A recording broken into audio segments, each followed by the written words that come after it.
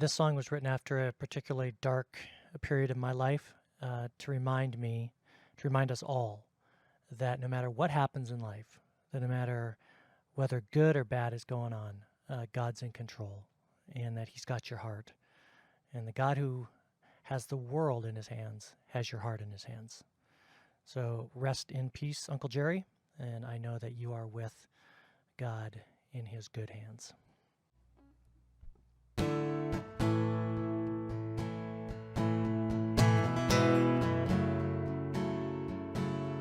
I'll never walk alone, 'cause I'm in good hands, and by faith I know I'm in the Master's plan. I'm just a wretch now saved, I'm just a mess made clean. I'm not a perfect man, but I'm in good hands, and the hands that hold the world hold my heart, and the hands that heal the world heal my heart. There's never been a heart that you can't save, never been a life that you can't change, 'cause the hands that hold it all are good hands. And when I feel the weight crushing down on me, I know I'll be okay, 'cause God will carry me.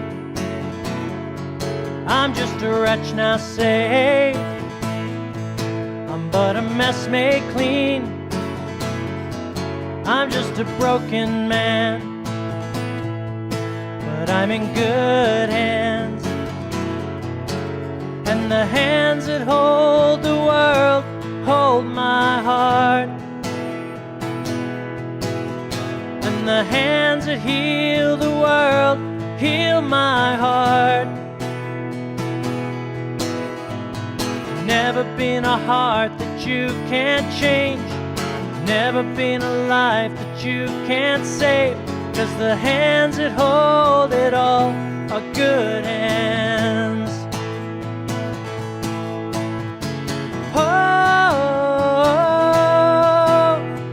never been a life that you can't change. Oh, never been a heart that you can't change.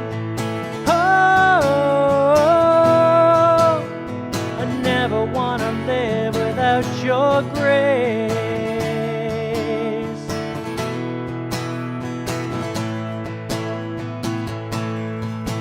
'Cause the hands that hold the world hold my heart, and the hands that heal the world heal my heart. No, the hands that hold the world hold my heart, they hold my heart, and the hands that heal the world heal my heart. Never been a heart that you can't change, never been a life that you can't save, 'cause the hands that hold it all are good hands. Yes, the hands that hold it all are good hands.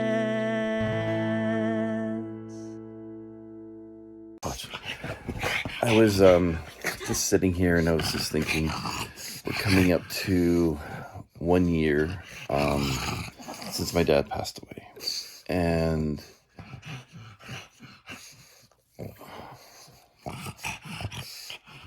I still tend to get emotional. I mean, it was unexpected, and I wasn't expecting it. I mean, I knew it was going to happen, but I wasn't expecting it to happen when it did. And it's okay. What? my two adventurers, right? Yeah? There's one. Whoa, touchy. There's the other one, still in pajamas. So? But I was thinking, you know, like I still haven't gone through all my dad's stuff. And put a hat on. I was looking at all the stuff I have in here with, you know, shutting things down as far as the company goes. I got a pile of stuff here that needs to go to storage somewhere for the new owner. But I can't even barely move in my garage right now. And it's just driving me nuts. But part of it's my dad's stuff, so I need to hold a garage sale once I can get this stuff out to storage. Part of the acquisition was, you know, Ridgewater's done. Assets and stuff go to the new company, and I end up taking over marketing and project management for the new company and help build that company. But yeah, I definitely need to get some organization here. Like, I can't even move. Take a look at this.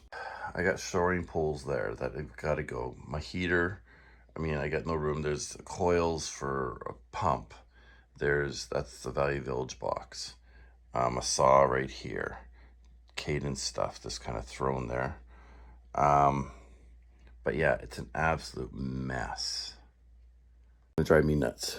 But I'm probably gonna try to I got my solar stuff here, probably going to try to attempt to do that today. But thinking of my dad, and you know, I'm going through pictures that have just, you know, I'm finding all the stuff everywhere, right? Here, this is kind of funny. Take a look at this. There's me, my brother. But I don't think those pictures are going to come out. They look like they're pretty much in there to stay. But I mean, these are the kind of pictures that I'm finding. Pictures of my dad and all that kind of stuff. I mean, that's kind of in here. I got some boxes I got to go to my brother that are under that one, which will help clean some stuff up. The booth was over here, so that's kind of nice that stuff's kind of gone.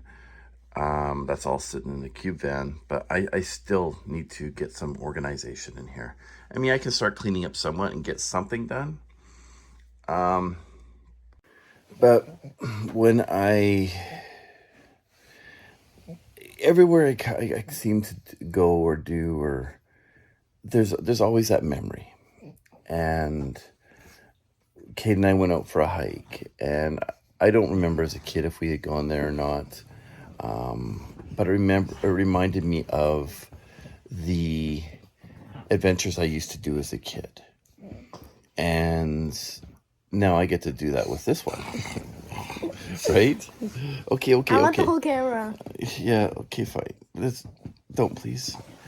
But there's, especially when you're coming to that 1 year, it's like my mom passed away, 8 years ago, I think it was. So when I was 2? Oh, no, it's been more than that. She passed away in 2008. So that would be 15. 15 years ago, wow. And my mom, she made me promise to take care of my dad and for us to take care of each other. And growing up, I was never close to my dad because he was working, and I was closer to my mom. And that's one thing I wanted to change for myself, that I did these things with Cayden, and I didn't want to you know, do the same kind of thing, right? So, I mean, when we're doing these adventures, there's always a part of me thinking of my childhood. And I did want to take my dad off-roading and on a couple adventures before he passed, but that didn't happen. So I kind of regret things like that. One of my biggest things when Dad passed away was in the family. There was a bit of a feud, if you want to call it. One of my aunts, when she passed away, I won't get into all the details, but it pulled the family apart because of the will. Going that in here. And my aunt and my dad had grown up together, and they were like, brother and sister, because they were same age. And I know there was so much frustration there between cousins and aunts and uncles. And when Dad passed away, it was my job to tell everybody. And I didn't know which way to go. So I reached out to one of my aunts and asked her, what do I do? And she says, it's up to you, Daryl. So I reached out to my cousin, and he didn't respond because it's his grandmother. I reached out to my other cousin, and she got back to me. And I mean, I think she's, sorry, Stacy, if I'm gonna butcher your age, but I think she's 8 years older than me, somewhere in there. I think. She's in her 30s? No, I think she's about 58, 59, somewhere in there. Sorry, Stacey, if I'm wrong. She's 29. And you're 21. But she reached out to me and said, her mom would really appreciate it. So I reached out and left a message. She called back and we talked. I had her crying on the other end because since everything went down, none of the family had talked to her. I'm not going to pick sides. I wasn't involved in that. I've got all the paperwork if I wanted to look through it all and make a judgment call for myself. It's in the past. But we connected, and I told her that I loved her no matter what. And since then we've been messaging back and forth. I do plan to go see her. She's on the island. But I felt good about it because for me, that she was part of the family. She is part of the family. She is family. I felt that was something that I needed to do.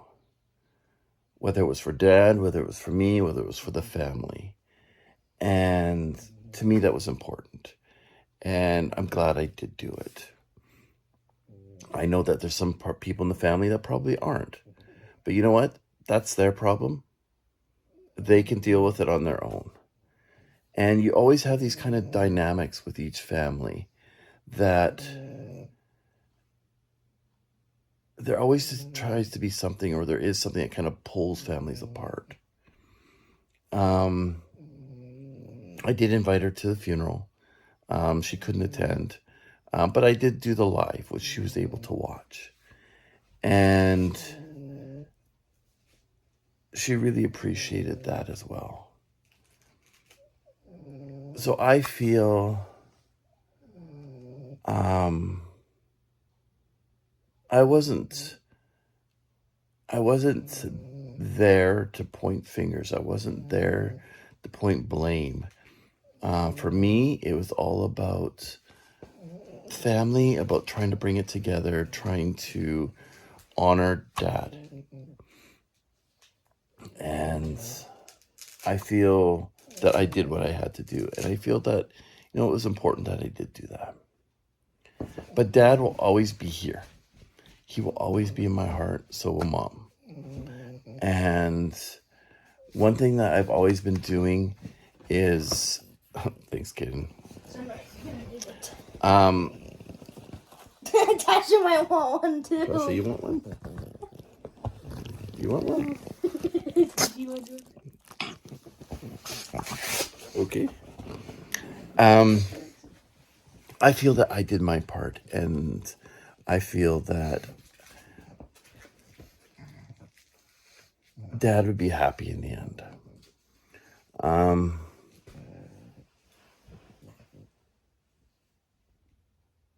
A lot of these adventures, I'm doing not just for myself. For me. I'm doing it for Cayden. You know, when I'm gone, he'll have all these memories to look back on. These are memories that he can share with his kids. His kids can share it. Who knows how long, you know, YouTube and things, but it's there. It's like home movies. Going through them, yeah, we make it public for other people. But I think, you know, we started this adventure 3 years ago. We are going into our 4th season. And 4th? yes. And we've seen Cayden grow up on camera. We've seen me get bigger. Well, not bigger, older. Older too. Not bigger. You actually lost weight. COVID took a big hit on me as far as health-wise. And I'm still trying to get through that. And still working on it. I'm not letting that, you know, slow me down. It slows me down, but I'm not letting it stop me. But this journey is about self-awareness. It's about growth. It's about happiness and joy and adventure and overlanding and travel and community, making friends, making new friends, rekindling old friendships. I mean, it was a friend of mine that, you know, essentially got me into this. Like, and I've told the story before, and many times of how, you know, I reached out to Chrome for some music for a show, and that's when he told me, I'm doing YouTube now. I've had YouTube for a long time, just really didn't do much with it, and we sat down, talked, and I tried it, and I was like, I don't feel comfortable being in front of the camera. And then the pandemic hit. Then I hate it. I hate that. it drove me nuts. I no work, nothing to do. We went to YouTube. And it's thanks to that I think that's what got me through the pandemic. That's what's helped me grow. That's what's helped this bond, this relationship with Cayden and I. And Tosha. To nurture and to what's the word? To not grow, but to nourish. Thank you. It was?